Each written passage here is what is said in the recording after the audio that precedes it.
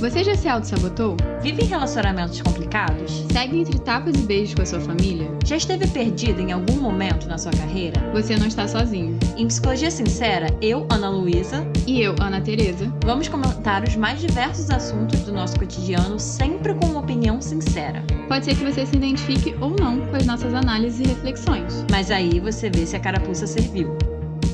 E aí, gente, bem-vindos a mais um episódio do Psicologia Sincera. Como vocês podem ver no título desse episódio, hoje temos uma edição especial Dia dos Namorados. Editor, coloca alguma música aí, seja de felicidade, seja de tragédia, com esse título, edição Dia dos Namorados.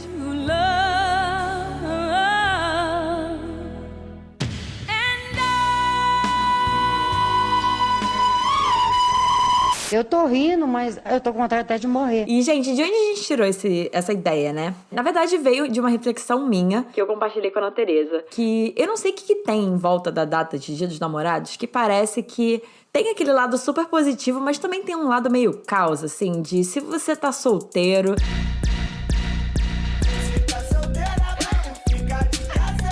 Aí tá todo mundo compartilhando sobre seus relacionamentos. Ou você tá num relacionamento e não tá tão bom. Parece que Dia dos Namorados é o momento de você se comparar com as pessoas, independente do que for, né? Se você tá solteiro, se você tá namorando, mas o relacionamento tá ruim. Ou se seu relacionamento tá bom, mas o outro parece melhor. Bom, a gente achou que seria uma ótima oportunidade pra gente falar um pouquinho sobre essa data e especificamente sobre perguntas que vocês podem ter em torno do tema de relacionamentos num geral. Então a gente foi no nosso Instagram, @podcast Psicologia Sincera, e pedimos para vocês nos mandarem perguntas em torno desse tema maravilhoso, ao mesmo tempo trágico, de relacionamentos.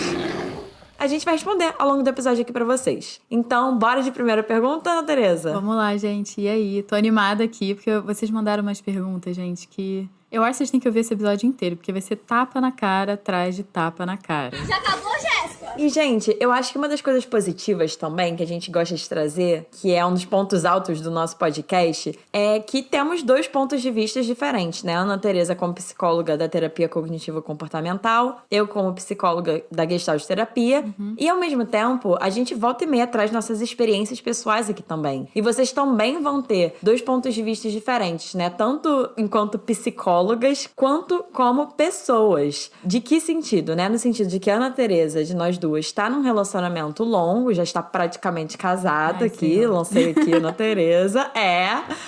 Aceite essa bomba.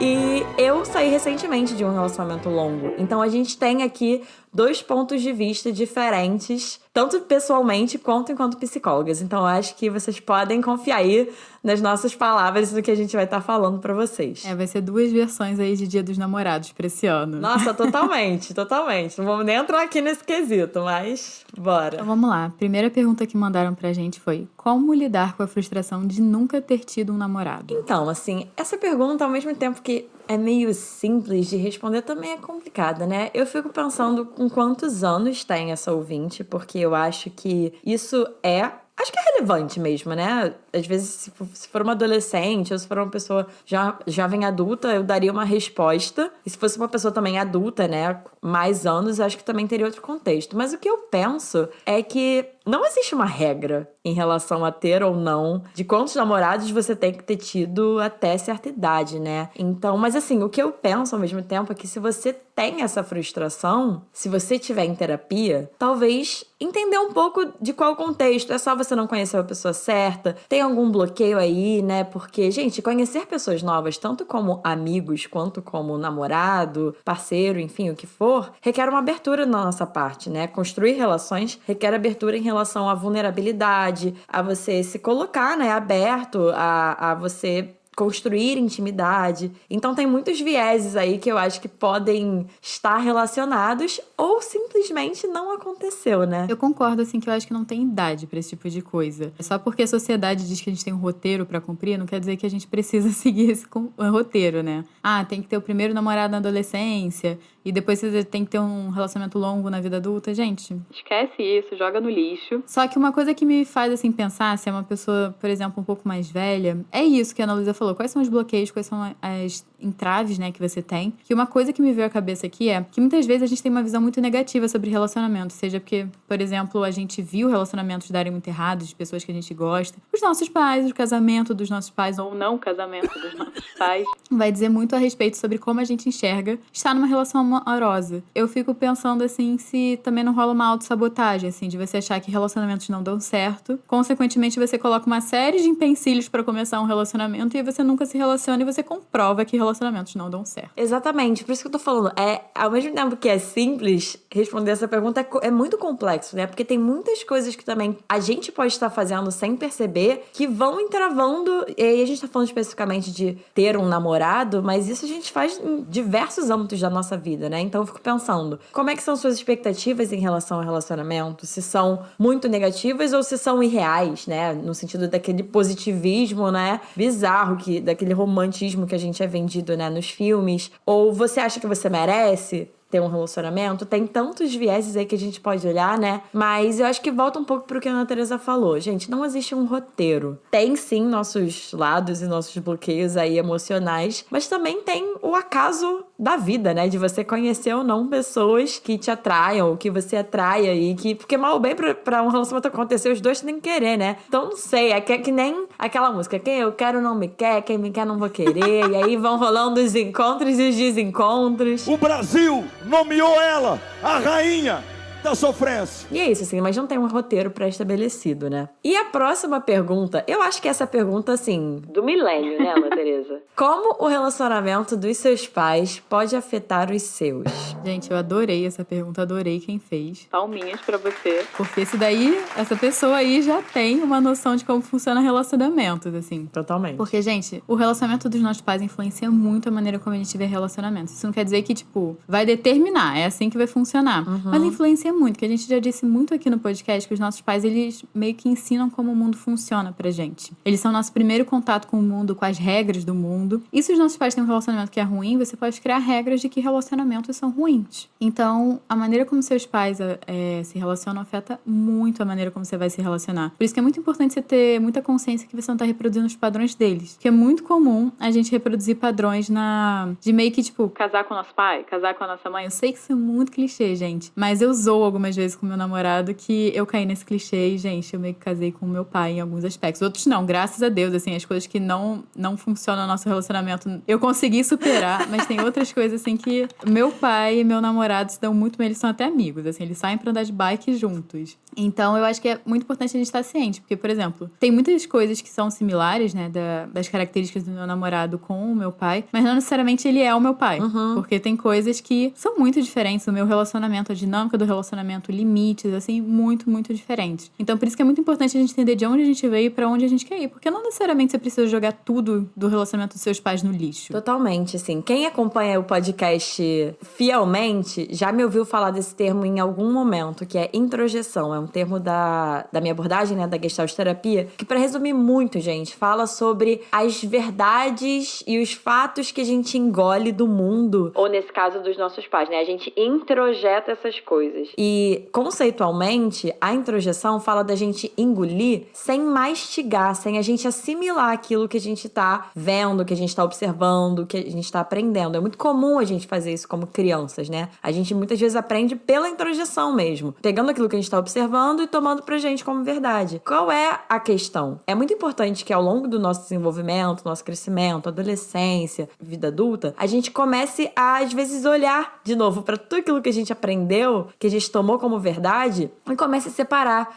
E eu tô falando isso porque a gente faz isso com relacionamentos, como a Ana Teresa tava falando, né? De olhar para o relacionamento dos nossos pais, o comportamento. Gente, isso desde a forma como eles se tratam, tom de voz, às vezes palavras que usam, comportamentos, sei lá, se um dos dois é muito romântico ou se eles são muito frios. Até divisão de tarefas em casa. Totalmente, isso tudo, gente. E é isso, a gente vai aprendendo de forma não consciente, a gente vai só assimilando, né? Meio que aprender por observação. A gente gosta muito muito. Eu acho que uma ótima forma de falar dos nossos pais é que eles são modelos pra gente, querendo ou não. Então, é isso, né? Afeta demais os nossos relacionamentos, principalmente quando a gente não tá consciente disso, quando a gente não tá consciente, primeiro, só do fato que afeta, por isso que o ouvinte que fez essa pergunta já recebe várias estrelinhas, porque ele já entendeu que afeta, esse é o primeiro passo. O segundo é ir observando justamente esse como, né? O que você aprendeu, aí voltando pra tudo aquilo que você foi observando. Muitas vezes a gente faz isso no processo de terapia, né? E desconstruindo e fazendo essa diferenciação, tá? O que eu aprendi Que faz sentido pra mim, que serve pra mim, o que eu aprendi que eu gostaria de fazer diferente. se não, gente, a chance é virar uma repetição de padrão, assim, eterna, né? Porque aí você vai repetir isso com seu parceiro ou sua parceira e vice-versa. E aí seus filhos vão observar, vão repetir. E aí, gente, vira uma eterna repetição de padrão, né? Mas, assim, resumindo, né? Como que afeta os nossos relacionamentos é dessa forma. Porque a gente aprende sobre se relacionar com os nossos pais. Tanto positivamente quanto negativamente. Quando tudo terminar, vou precisar de terapia. Olha só meu olho piscando. E a próxima pergunta que a gente tem é: relação difícil com a família do parceiro. Como lidar? Mas por que no diabo você confia mais? Então, aí vem pra outro tema polêmico. Eu e a Teresa, a gente até conversou um pouco sobre isso, que é, gente, aí eu vou lançar também pra vocês pensarem. Quando a gente casa com o nosso parceiro e a nossa parceira, a gente tá casando com a família também? Sim ou não? Porque, como eu falei no início do episódio, eu e a Teresa viemos de lugares diferentes, experiências diferentes e ouvimos coisas diferentes, né, Ana Teresa? Eu ouvi ao longo da minha vida toda dos meus pais Que quando você casa com uma pessoa, você também casa com a família dela. e até certo ponto eu reproduzia isso. Não, então é isso, essa é a verdade, é isso que eu aprendi. E numa conversa com a Ana Teresa eu fiquei pensando, então assim, relação difícil com a família do parceiro, eu acho que independente do que vocês respondem, se casa ou não, quando a gente casa com a pessoa, gente, limites. Estabelecer limites. Tanto você com aquela família ou com aquelas pessoas, quanto perceber se seu parceiro ou sua parceira também tá estabelecendo esses limites, né, Ana Teresa? Com certeza, assim, que você falou sobre casar com a família ou não. O meu referencial de família é diferente, porque, assim, a minha família, assim, é briga, tiro, porrada e bomba pra todos os lados. Então, assim, gente, o modelo que eu tenho é que a gente não é casado. A família do seu parceiro, da sua parceira, vai fazer parte da sua vida. Não quer dizer que você se casou, você larga, sua mãe se abandona, o seu pai. Mas quer dizer que você vai cuidar, você tem uma família agora pra cuidar. Você vai dar assistência ainda pra sua família, mas a sua atenção vai ser na sua família nuclear, né? A família que você tá criando agora. Então eu acho que a família vai fazer parte, mas eu penso assim muito na palavra responsabilidade. Eu acho que a responsabilidade não é sua, no sentido que assim, se você se divorciar, você vai continuar cuidando da sua sogra? Não sei. Existem relacionamentos e relacionamentos. Depende do que você vai construir. Se você de fato casar com a família do seu parceiro, talvez você cuide da sua sogra depois. Mas se você não casar, você não vai cuidar. Porque essas coisas são bem divididas. E, gente, não tem certo nem errado. Tem gente que funciona casar com família, tem gente que não funciona casar com família. Eu tenho um perfil da maneira que funciona pra mim, da maneira que eu vejo o mundo, que as coisas são bem separadas no meu relacionamento. Adoro minha sogra, assim, super daria assistência pra ela. Mas se por acaso eu não estivesse junto com meu namorado, não seria uma pessoa que eu estaria lá cuidando, pagando conta e tudo mais. Seria outro tipo de relacionamento que eu teria com ela. Sim, e eu fico pensando assim, como que é essa relação difícil, né? Porque tem muito a ver com o que a Ana Teresa tá falando. Eu já ouvi casos de relação difícil, né, entre namorada e a família do namorado, né? Eu tinha uma pulguinha atrás da orelha que tinha a ver com lealdade, né, assim, com a dificuldade de administrar isso, né? Gente, aí envolve ciúmes, envolve muita coisa, ou pessoas difíceis mesmo, né? Mas eu fico pensando também assim, não sei em que ponto do relacionamento vocês estão, se estão há pouco tempo, se estão há muito tempo, mas até que ponto também não vale a pena... Qual é a sua parcela de responsabilidade na relação difícil? Eu tô querendo chegar nesse ponto, né? Eu geralmente sou prolixa mesmo, gente. Dificuldade de chegar no ponto. Mas eu tô querendo chegar aí, né? De qual é a sua parcela de responsabilidade nessa relação difícil. E se existe a sua parcela de responsabilidade, o que você também pode fazer, né? Mas sempre respeitando esses limites muito importantes que a Ana Teresa tava falando. Eu acho que também a parcela de responsabilidade, muitas vezes, é que você não tem responsabilidade sobre isso. Muitas vezes a responsabilidade é do seu parceiro de chegar pra mãe, pro pai, pra avó, pra tio, periquito, e falar, olha, isso que você tá fazendo, né, com a minha parceira não tá legal. Ou até aqui você não é pra você se meter no meu relacionamento. Aqui não é pra você dar opinião. A partir de aqui eu sou adulto. Então, eu tenho independência pra tomar as minhas próprias escolhas. Isso eu sei porque quando eu comecei a namorar, eu era muito nova. E volta e meia, a minha mãe dava pitaco sobre como eu deveria me relacionar, o que eu tinha que fazer e tudo mais. E eu falava pra minha mãe, olha, isso não é pra você saber, ou isso não é da sua conta. E minha mãe foi entendendo qual é a posição dela na relação, mas eu tinha que ter essa comunicação direta e assertiva pra falar pra minha mãe até onde ela participa da minha relação e até onde ela não participa. E isso foi um processo meu, isso não tem nada a ver com o meu parceiro. Exatamente. E só que aí eu fico pensando, talvez, nesse caso, né, é um bom exemplo, se a Ana Teresa não tivesse tido essa assertividade e isso ficasse se estendendo, tinha muita chance disso respingar pro namorado dela e aí talvez criar uma relação difícil ali entre eles por uma dificuldade, enfim, né? Uma falta mesmo ali da Ana Teresa de conseguir colocar esse limite. Então, por isso que é muito importante ter isso tudo muito redondo, assim, essa coisa dos limites e o que cabe onde. O que houve? Não consegue dormir? Não, eu só estava revendo o teste no detector de mentiras que o teu pai me aplicou. Ele não fez isso. Fez, sim. Senão as coisas, gente, vão se misturando e a gente volta pro que a gente tava falando no início, né? Aí tá todo mundo casado. E aí tá uma super confusão, né? Não tem uma mistura, não dá pra saber onde que você termina e o outro começa. E isso é palco pra dar errado. Eu amo sua filha, Jack, eu amo mais do que tudo. Mas, francamente, eu estou apavorado em ser o seu genro. Então, a próxima pergunta é: como faz para ser mais atenta no relacionamento? Eu me vi passando por essa situação e depois que acabou, que eu percebi e vejo acontecer com muitas outras pessoas durante o relacionamento. A gente fica cego e não percebe as coisas, coloca a pessoa num pedestal. Como ser mais atenta? Gente, essa pergunta poderia ter sido feita por mim. Então eu vou trazer aqui, tanto como psicóloga quanto como pessoa, aqui a resposta. Eu acho que, primeiro de tudo, experiência. Eu acho que é o mais assim que a gente pode fazer. Quanto mais experiência a gente vai tendo, mais a gente vai aprendendo mesmo sobre esses sinais, né? Não sei se quem perguntou, não sei se é uma ouvinte ou um ouvinte, mas pra pessoa que fez essa pergunta, gente, a gente pode ser a pessoa mais bem estudada ou mais sabida do que for de relacionamento, pode ser uma pessoa que estuda. Eu aqui como psicóloga, gente, obviamente a gente sempre fala que psicólogo e psicóloga não sabe de tudo, não. Óbvio que não. Mas a gente estuda muito sobre comportamento, sobre pensamento, sobre relacionamento, sobre relacionamentos abusivos, relacionamentos tóxicos. E eu tô aqui pra testar vocês que mesmo uma psicóloga que estuda muito sobre isso, falo muito sobre isso e pessoalmente tenho esse meu lado muito militante em relação a sinais de relacionamento, né, principalmente relacionamentos heterossexuais, né, e gente, eu passei por situações em que não vi muitas coisas, então só assim, antes de responder com mais calma a pergunta, pra fazer um carinho na pessoa que perguntou, né, porque, gente, assim, a gente pode ser tudo, mas quando a gente tá ali na situação, é muito difícil enxergar o todo quando a gente tá no olho do furacão. Então, só queria me compadecer com você e falar que eu acho que, primeiro, como eu disse, experiência e, segundo, conversar. O que você acha, Ana Teresa? Falar com as pessoas sobre o que você tá vivendo, né? Eu acho que talvez mais visões sobre a mesma situação ou o mesmo acontecimento, às vezes, como eu falei, você que tá ali no centro pode não perceber. Às vezes, compartilhando com outras pessoas, fica mais fácil de perceber alguma coisa que sozinha ou sozinho você não conseguiria. Eu gostei que essa pessoa mandou e a pergunta, né, colocou a palavra cegueira, né, de cego, você fica cego. Eu tô pensando, né, pro que você fica cego? Porque eu acho que quando a gente entra no relacionamento, gente, a gente não entra pensando que ele vai dar errado.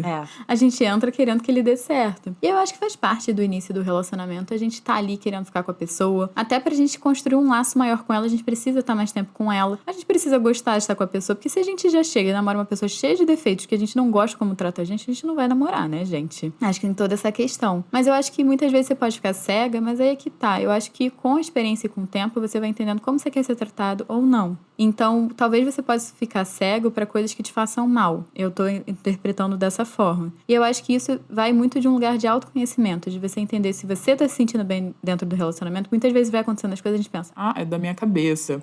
Isso não é tão importante assim. E no fundo é importante. Isso não é coisa da sua cabeça. Então, quando a gente começa a sentir certas coisas, a gente, ouvir o nosso corpo, né? Ouvir o que a gente tem a falar, o que o nosso psicológico tá falando, que começa a dar sinal. Então, a gente começar, eu acho que é um autoconhecimento de você entender entender, tá me fazendo bem ou não tá me fazendo bem dentro do relacionamento, e você começar a conversar com seu parceiro em cima disso. Se a pessoa te pintar de maluca, maluco, sei lá o quê, aí eu acho interessante você conversar com outras pessoas que podem estar vendo o relacionamento de outra perspectiva de você. Primeiro que, se você vai compartilhar alguma coisa que você tá sentindo e a pessoa já te pinta de maluco ou maluca, eu já diria que é um sinal vermelho, né? Sim. Já começa aí. Mas eu entendi o que você quis dizer, Ana Teresa. E eu acho muito interessante essa coisa da cegueira, porque volta pro que eu tava falando e o que a Ana Teresa reforçou. Experiência e tempo. Talvez coisas que você ficava cega ou cego antes, você não vai mais ficar. Aí falando no sentido desses sinais mesmo, de coisas que às vezes você não percebia e que depois que você termina, você olha e pensa, nossa, mas isso aqui acontecia e eu não achava legal. Ou hoje eu não acho isso legal. Isso tudo a gente vai aprendendo sobre a gente, sobre a nossa forma de se relacionar. E aí eu também vou falar aqui agora mais como psicóloga também, porque é muito comum a gente receber casos no nosso consultório de pessoas que tiveram experiências muito ruins de relacionamento e extremamente armadas pra se abrirem de novo, né? E é muito o que a Ana Teresa tava falando. Eu acho que é chegar nesse equilíbrio de você vai provavelmente estar mais atenta agora, depois dessa última experiência, de ter colocado no pedestal e de não ter percebido as coisas, mas também não é o ideal ir pro outro extremo de estar completamente armada e absolutamente tudo é sinal vermelho, absolutamente tudo é sinal de afastar alguém, porque é muito comum que a gente, depois de sofrer algum trauma ou alguma experiência muito negativa, em qualquer coisa, né? Mas agora falando especificamente de relacionamento, é muito comum ver as pessoas irem pra esse outro extremo, né? E volto pro que a Ana Teresa tava falando. Gente, se relacionar não é sobre você começar já imaginando que vai dar tudo errado, você começar já vendo tudo que tem de ruim, porque tem isso também, né? Fazendo referência ao que eu falei no início do episódio, de Dia dos Namorados, que parece que tá todo mundo sempre bem. Gente, não existe relacionamento perfeito. Você acha que o Shrek é seu amor verdadeiro? Bom, acho. Então, é sobre enxergar as coisas positivas e as coisas negativas ou que podem ser melhoradas, colocar na balança e com o tempo e experiência você vai percebendo o que pra você vale a pena, né, de manter e de aceitar, digamos assim, ou tolerar, ou o que for, e o que não vale a pena. Mas eu acho que com o tempo você vai chegando nesse meio termo, né? E assim, não sei se eu posso garantir, porque eu acho que não tenho poder de garantir nada, mas eu tenho quase certeza que as coisas que você não percebeu, que você deixou passar num relacionamento, você não vai deixar passar de novo. Agora você vai estar muito mais atenta e muito mais consciente mesmo de você e de você em relação. Eu concordo com a Ana Luísa, é um processo de autoconhecimento e se tornar consciente do que você quer e do que você não quer, do que você tolera e do que você não tolera. E eu acho que isso é a gente vivendo pra se conhecer. E se por acaso, assim, você estiver muito na dúvida, se bater o medo do abandono, que a gente sabe que o medo do abandono existe, acho que é sempre muito importante pedir ajuda pra pessoas que você confia, que vão, obviamente, cuidar dos seus sentimentos na hora de falar com você, pra pedir opinião, se você achar que tá uma coisa, assim, muito estranha. Perfeito. Outra pergunta que a gente tem é se é normal sentir atração por outras pessoas mesmo estando num relacionamento monogâmico. Eu acredito que sim. Eu acho que só porque a gente tá num relacionamento não quer dizer que a gente deixa de achar outras pessoas atrativas. Eu não acredito muito em alma gêmea, então eu não acredito que vai ter uma pessoa pro resto da sua vida e essa vai ser a única pessoa que você ama e que você se sente atraído. Eu acho que a gente pode dar match e fazer sentido com várias pessoas. Talvez a gente encontre outras pessoas ao longo da nossa vida que talvez a gente ache um pouco interessante, mas eu acho que tá num relacionamento também é tá numa escolha. E toda escolha tem prós e contras. Se tomar a pílula azul, fim da história. Se tomar a pílula vermelha, fica no País das Maravilhas. E eu vou mostrar até onde vai a toca do coelho.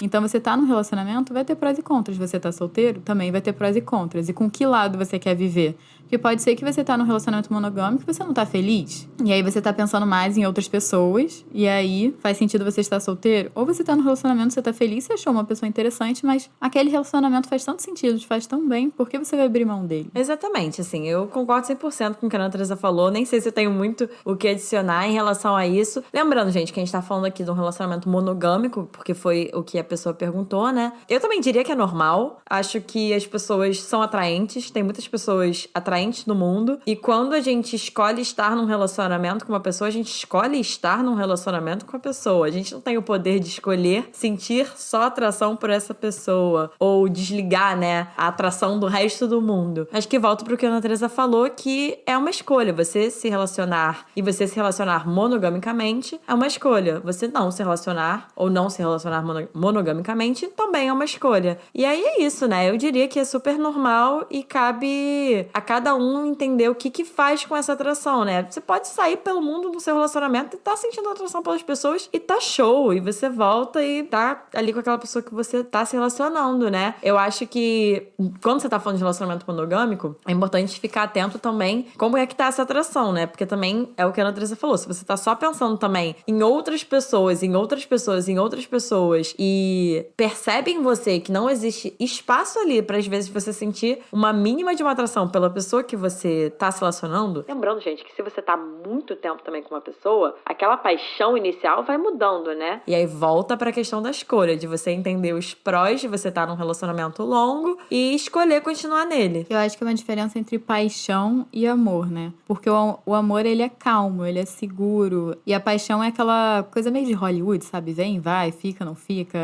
quente, gelado. Muitas vezes, assim, pra você ter um relacionamento saudável, amoroso, de longo prazo, você vai ter que continuar investindo, sabe? Aquele tesão que você sente do nada, porque você quer estar com a pessoa, ele vai diminuindo ao longo da relação e aí você tem que procurar mais ao longo da relação. Mas isso não quer dizer que você não sinta mais tesão por essa pessoa. Mas eu acho que a busca tem que ser mais ativa do que no começo. Com certeza. Inclusive, num curso que eu fiz sobre sexualidade, né, e relacionamentos, eu lembro que a professora falou sobre isso, que isso, na verdade, é um dado de estudos que falam que o desejo espontâneo que a gente geralmente tem no início de um relacionamento, ele realmente vai deixando de existir, assim, aos poucos, né? Ele diminui, pelo menos. Aquela espontaneidade, aquele desejo que vem do nada, às vezes, né, de transar, ele vai diminuindo. Só que é exatamente o que a Andresa falou. Num relacionamento longo, esse desejo ainda pode estar lá. Então, às vezes, você acha que você não tá sentindo mais desejo pelo seu parceiro ou pela sua parceira, e você tá. Só que, falando, gente, de estudos, o desejo, ele vai precisar vir de uma forma provocada mesmo, né? Você precisa procurar, você precisa provocar alguma coisa. Então, começar com um toque, começar com um beijo, alguma coisa do tipo. Coisa que antes, às vezes, você nem precisava tocar na pessoa que você já tava ali com tesão, né? Então, a gente já foi até indo por outros caminhos aqui a partir da pergunta, mas eu acho que é interessante a gente trazer esses dados pros nossos ouvintes que estão em relacionamentos mais longos, né? Que é isso, gente. É normal sentir essa atração, sim, mas também é importante, obviamente, ficar atento, né? De como é que tá essa atração e se tiver também num nível muito exacerbado e com seu parceiro ou parceira também não tiver mais quase existindo, você pensar, né? Colocar na balança se ainda faz sentido estar nesse relacionamento, levando em consideração que você sentir atração e desejo sexual é importante no relacionamento, né? A próxima pergunta é: como se relacionar com alguém que não tem tempo? Literalmente. Eu não sei se tem como. Assim, resumindo, né? Se a pessoa não tem tempo, literalmente, eu não sei, assim, eu não sei se eu posso falar por todo mundo que está nesse mundo aqui, que todo mundo tá ouvindo, mas eu diria que a minha opinião pessoal e profissional é que tempo faz parte do relacionamento. Assim, você ter tempo, né? A gente até já chegou a conversar sobre isso, Ana Teresa, das linguagens do amor, né? E que tempo de qualidade é um deles. Inclusive é a linguagem do amor da Ana Teresa. E pra expor também, a Dona Luísa é presente, que eu sei. Totalmente presente, atos de serviço. Mas, independente da sua linguagem do amor ser ou não tempo de qualidade, eu diria que tempo de qualidade está dentro do pacote de relacionamento, né? Então, assim, se você que fez essa pergunta está se relacionando com uma pessoa que não tem tempo, literalmente, eu diria que seria uma boa conversar sobre isso, né? Eu não sei se você já expressou o que você está sentindo em relação a essa falta de tempo com essa pessoa, mas eu diria que seria importante de trocar, né? Porque eu não sei dizer como você vai se relacionar com uma pessoa que literalmente não tem tempo. Tem uma frase que um dia eu li que pra mim fez muito sentido, que é: os dispostos se atraem. Então eu acho que pra gente estar num relacionamento, a gente tem que estar disposto, gente. E qualquer relação leva tempo, é que nem uma plantinha. A plantinha não vai virar uma árvore no dia seguinte. Você tem que estar lá, você tem que estar regando, você tem que estar prestando atenção. E um relacionamento amoroso é algo que realmente toma tempo, porque ele precisa ser desenvolvido. Mas ele vale a pena, na maioria das vezes. Se a pessoa não tá arranjando tempo pra isso, é porque talvez isso não seja uma prioridade na vida dessa pessoa.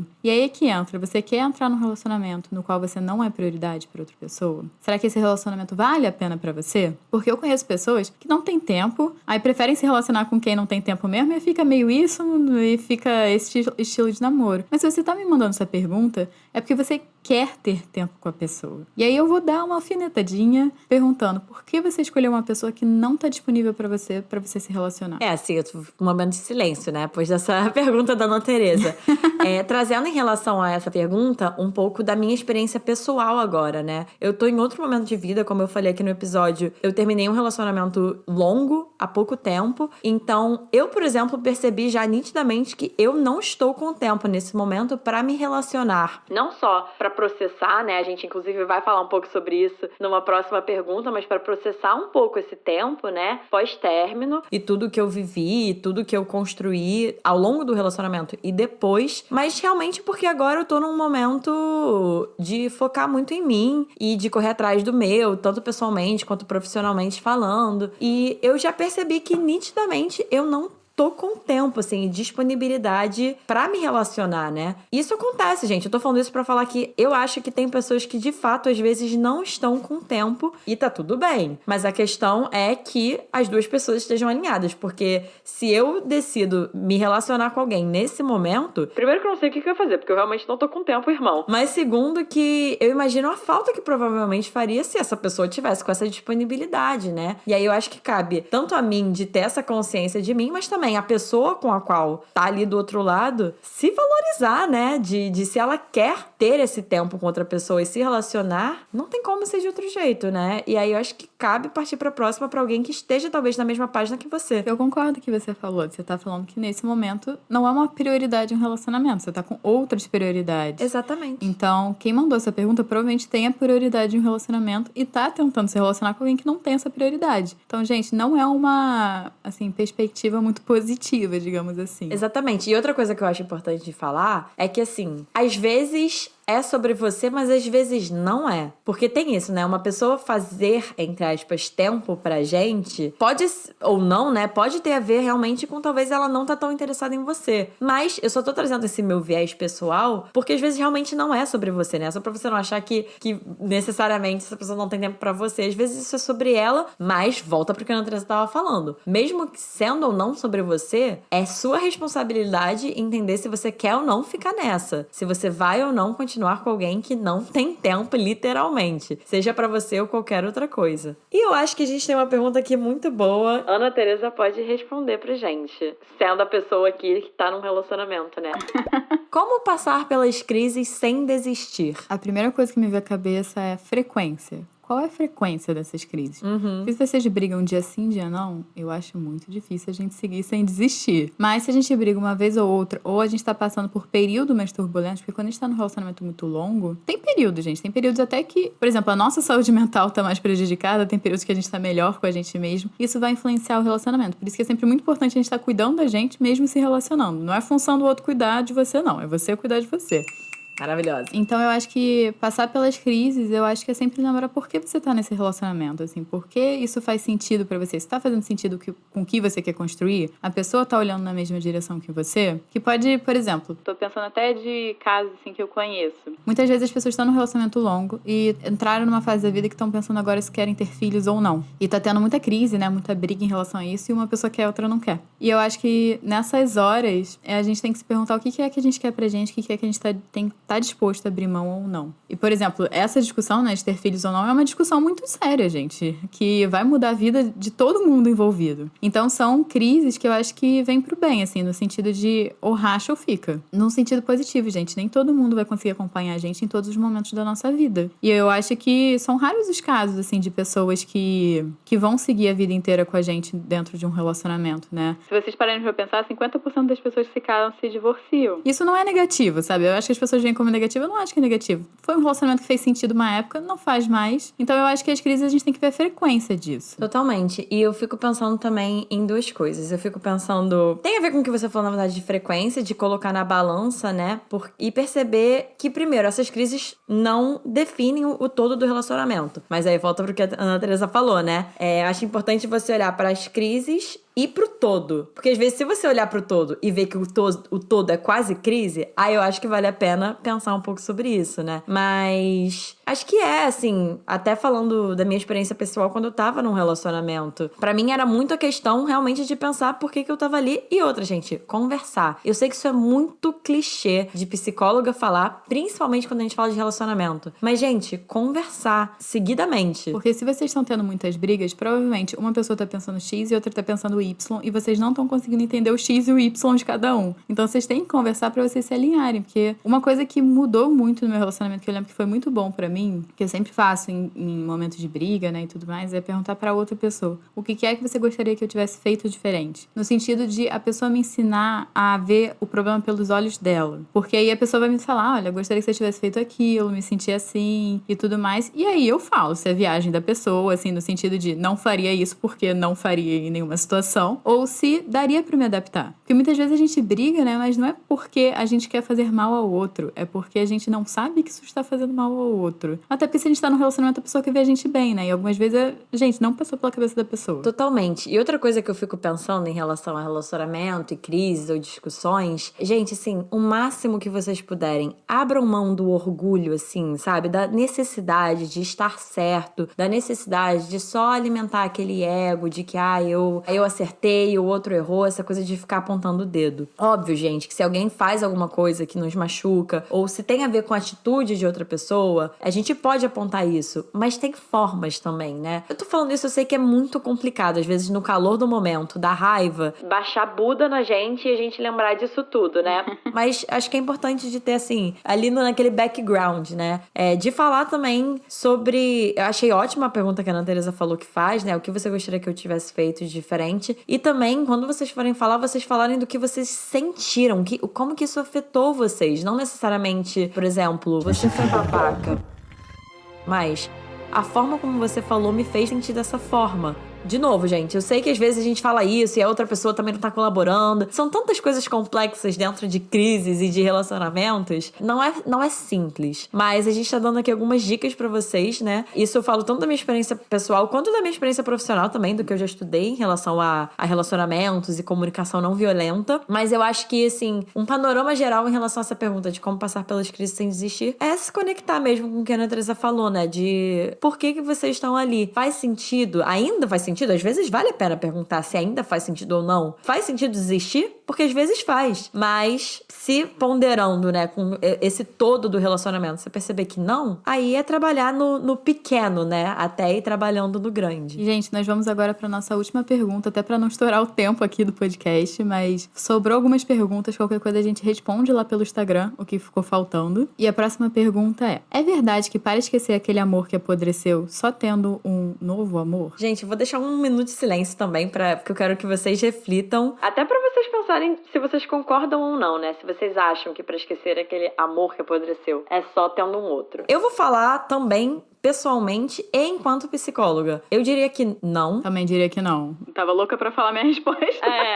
Não, assim, eu acho que de forma alguma, porque eu penso que, na verdade, isso é muito mais um viés de preencher um vazio do que qualquer outra coisa. É você evitar entrar em contato com a dor. Exatamente, assim, porque na verdade eu tô pensando aqui, eu acho que depende, porque às vezes, sei lá, uma pessoa que se relacionou, teve um relacionamento de 1 mês, 2 meses, né, uma coisa às vezes mais rápida e tal, acho que vai depender de muita coisa. Eu não acho necessariamente ruim, né, se logo depois já engata às vezes num relacionamento mais longo, mas pensando numa perspectiva de um relacionamento longo... E tem um grau de profundidade, sentimento com a pessoa. Exatamente, tem um grau de construção ali e de uma entrega que eu acho muito difícil de simplesmente sumir logo depois do término, né? Independente se a gente tá falando de quem terminou ou se foi algo que ambos queriam, né? Acho que tem um tempo aí de processamento e de luto que é necessário ou importante, pelo menos, de ser feito antes de ter um novo amor. Óbvio, gente, que a gente não controla. Às vezes a gente terminou e, sei lá, logo depois a gente conheceu uma pessoa incrível. Aí vai passar pela teoria de que, mas eu precisaria ter processado? Às vezes não. Mas eu continuo falando que eu acho importante ter um mínimo de um tempo ali de processar aquilo que você viveu, né? Até pra poder você entender quem é você hoje que você tá sozinho, quem é você hoje que você não tá mais nesse relacionamento, né? Poder fazer esse processo de luto, gente. você sair de um relacionamento longo é um processo de luto, independente de ser terminado, de ter terminado, se foi uma decisão em consenso, né? Você tá perdendo algo e perda é luto. Então, tem um processo. O luto, a gente inclusive já fez um episódio sobre isso quando a gente falou de pandemia. Existem fases, né? E todas essas fases são de um processamento de algo que foi perdido. Eu tô até pensando naqueles casos de que as pessoas vão emendando. Tipo,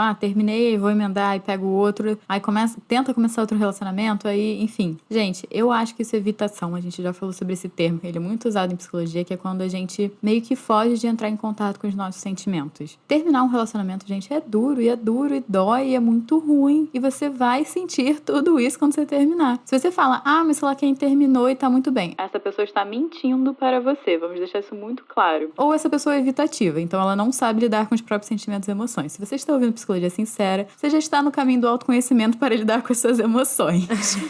Então, totalmente. Aqui a gente sempre vai falar para vocês aprenderem a lidar com os sentimentos de vocês. Então eu acho que substituir coisas não é lidar com as próprias emoções, é fingir que aquilo ali não existe. Eu acho que, assim, um sinônimo, assim, bem rude, é a gente, sei lá, sentir ansiedade e beber um vinho pra acalmar. A gente tá fugindo de sentir ansiedade. E isso a longo prazo não resolve, na verdade isso só piora a situação. E chega num ponto que quando você quer colocar sensações no lugar da angústia, as sensações perdem o valor, porque não consegue resolver a angústia. Você desespera de ter sensações na vida. Com certeza. Fora que quando a gente tá só engatando uma coisa na outra e preenchendo, né, esse vazio que fica, a chance da gente repetir os padrões, repetir nossos erros de relacionamentos é muito grande, gente. Por isso que eu falo, assim, desse tempo de processamento. E por que num geral, a gente tenta substituir, né? Porque, gente, o vazio, num geral, é muito desconfortável, né? A gente pode até entrar em todo um papo filosófico aí do vazio existencial, de você estar sozinho, né? De você... Medo de abandono.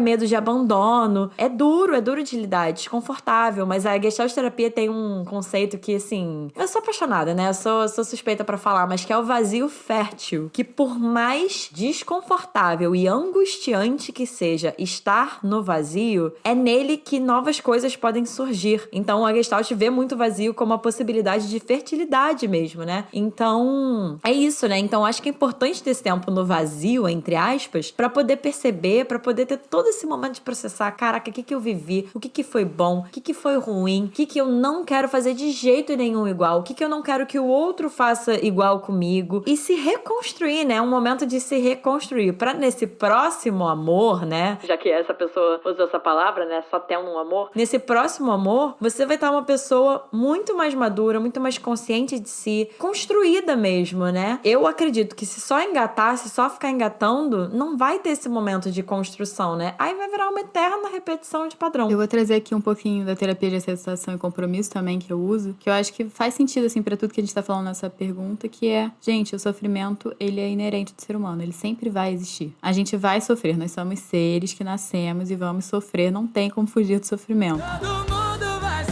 Então, essa terapia, a gente busca aceitar o sofrimento e entender que a gente não sofre sozinho. Tá todo mundo sofrendo por algum motivo em algum momento da vida. Então, a gente saber viver mais leve, a gente saber viver bem, é a gente aceitar que vai ter momentos que vai ser mais difícil. Mas tudo bem, tá tudo bem ser mais difícil. E é engraçado, porque toda vez que a gente aceita que ansiedade existe, que dor existe, tristeza existe, ficar na fossa existe, a gente sente menos esses sentimentos, porque a gente não luta tanto contra eles. Então, é a gente aceitar se sofrer, gente. E ficar tapando buraco, tapar a peneira com sol, não é aceitar o sofrimento e processar os sentimentos. Caracas. Porra! Por mim aqui, ó, jogamos o microfone, drop the mic. Rodrigo, bota um efeito de explosão aí, de bomba. E acho que a gente fecha com chave de ouro aí nessa resposta.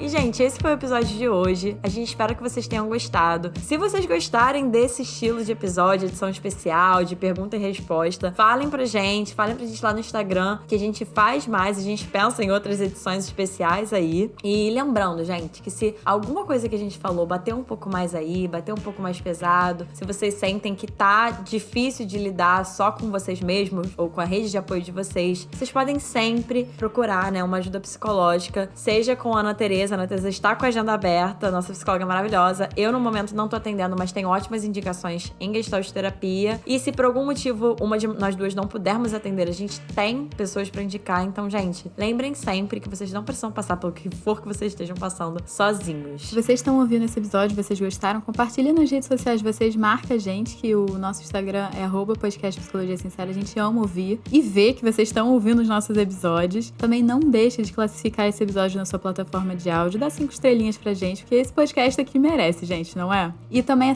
ativa o sininho pra você receber as novidades, porque aí você sempre vai ficar sabendo quando lançar um episódio novo. E, gente, todas essas informações de Instagram do podcast, meu Instagram profissional, que é psicóloga Ana Luísa Braz, o Instagram profissional da Ana Teresa, que é Ana Teresa Cavalcante. Tudo isso vai estar aqui na descrição do episódio, junto do Instagram do nosso editor maravilhoso, Rodrigo Moreno. O Instagram dele também vai estar aqui na descrição do episódio, pra vocês irem lá conferir o trabalho dele. E é isso, gente. Um beijo e até o próximo episódio.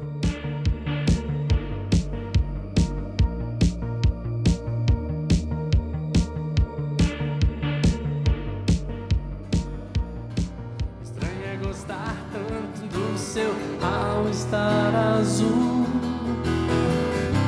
Estranho é pensar que o bairro das Laranjeiras satisfeito sorri quando chego ali e entro no elevador. Aperto um 12 que é o seu andar. Não vejo a hora de te encontrar, continuar aquela conversa que não terminamos ontem. Ficou pra